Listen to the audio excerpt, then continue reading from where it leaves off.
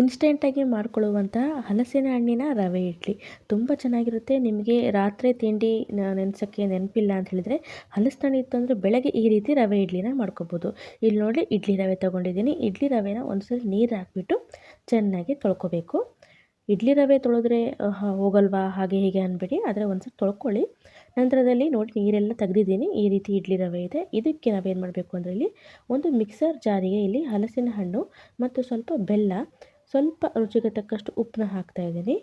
ನಂತರ ಇದಕ್ಕೆ ಸ್ವಲ್ಪ ನೀವು ಕೊಬ್ಬರಿ ಬೇಕಾದರೆ ಹಾಕೋಬೋದು. ಸ್ವಲ್ಪ ನೀರು ಹಾಕಿಬಿಟ್ಟು ನುಣ್ಣಗೆ ರುಬ್ಕೋಬೇಕು. ನಂತರ ರುಬ್ಬಿರುವಂತಹ ಒಂದು ಮಿಶ್ರಣವನ್ನು ಇಲ್ಲಿ ನಾವು ಏನು ರವೆ ತೊಳೆದಿಟ್ಟಿದ್ವಲ್ಲ ಆ ರವೆಗೆ ಸೇರಿಸ್ಬಿಟ್ಟು ಚೆನ್ನಾಗಿ ಮಿಕ್ಸ್ ಮಾಡ್ಕೋಬೇಕು. ನೋಡಿ ಈ ರೀತಿ ಮತ್ತೆ ನೀರು ಹಾಕೋ ಅವಶ್ಯಕತೆ ಇಲ್ಲ, ಇಷ್ಟರಲ್ಲೇ ನಾವು ರೆಡಿ ಮಾಡ್ಕೋಬೇಕಾಗುತ್ತೆ.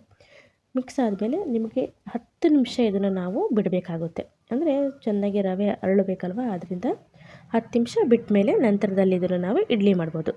ನೋಡಿ ಕೇವಲ 10 ನಿಮಿಷದಲ್ಲಿ ಎಷ್ಟು ಚೆನ್ನಾಗಿ ಉಬ್ಬಿದೆ ಅಂತ. ಮತ್ತು ಇದಕ್ಕೆ ನಾವೇನು ಮಿಕ್ಸ್ ಮಾಡೋದು ಬೇಡ. ಬೇಕು ಅಂದರೆ ನೀವು ಸ್ವಲ್ಪ ಕಾಯಿ ಹಾಲನ್ನು ಬೇಕಾದರೆ ಹಾಕ್ಕೋಬೋದು, ಆದರೆ ತುಂಬ ತೆಳ್ಳಗೆ ಮಾಡಬಾರ್ದು, ಇಡ್ಲಿ ಚೆನ್ನಾಗಿ ಬರೋದಿಲ್ಲ. ಅಂದರೆ ಅಪ್ಪಚ್ಚಿಯಾಗಿ ಕುಂತ್ಬಿಡ್ತವೆ, ಉಬ್ಬಿ ಉಬ್ಬಿ ಬರೋದಿಲ್ಲ. ನಂತರ ಒಂದು ಇಡ್ಲಿ ಪಾತ್ರೆಯಲ್ಲಿ ನೋಡಿ ಈ ರೀತಿ ನಾನು ಮಿಶ್ರಣ ಮಾಡಿದಂತಹ ಹಿಟ್ಟನ್ನು ಹಾಕಿಬಿಟ್ಟು ಒಂದು 15ರಿಂದ 20 ನಿಮಿಷ ಇದನ್ನು ನಾವು ಇಡ್ಲಿ ಹೇಗೆ ಬೇಯಿಸ್ತೀವೋ ಅದೇ ರೀತಿಯಲ್ಲಿ. ಆದರೆ ಪರಿಮಳ ಮಾತ್ರ ಹಲಸಿನ ಘಮ ಘಮ ಅಂತ ಬರ್ತಾ ಇರುತ್ತೆ. ಒಮ್ಮೆ ಟ್ರೈ ಮಾಡಿ, ಖಂಡಿತ ಇಷ್ಟ ಆಗುತ್ತೆ ನಿಮಗೆ. ನೋಡಿ ಈ ರೀತಿನ ಸ್ವಲ್ಪ ಹಿಟ್ಟು ಉಳಿತು, ಅದರಿಂದ ಕೆಳಗಡೆ ಒಂದು ಇಡ್ಲಿ ಪ್ಲೇಟಿಗೂ ಸ್ವಲ್ಪ ಒಂದು 3ರಿಂದ 4 ಆಯಿತು ಹಾಕಿಬಿಟ್ಟು ಮುಚ್ಚಳ ಮುಚ್ಚಿ ಒಂದು 15ರಿಂದ 20 ನಿಮಿಷ ಇದನ್ನು ಬೇಯಿಸಿದ್ದೀನಿ. ನೋಡಿ ರುಚಿಯಾದ ಹಲಸಿನ ಹಣ್ಣಿನ ರವೆ ಇಡ್ಲಿ ಅದು ಇನ್ಸ್ಟೆಂಟಾಗಿ ರೆಡಿಯಾಗಿದೆ. ಒಂದು 15ರಿಂದ 20 ನಿಮಿಷದ ಒಳಗೆ ನೀವು ಇದನ್ನು ತಯಾರಿಗಳನ್ನು ಮಾಡ್ಕೋಬೋದು.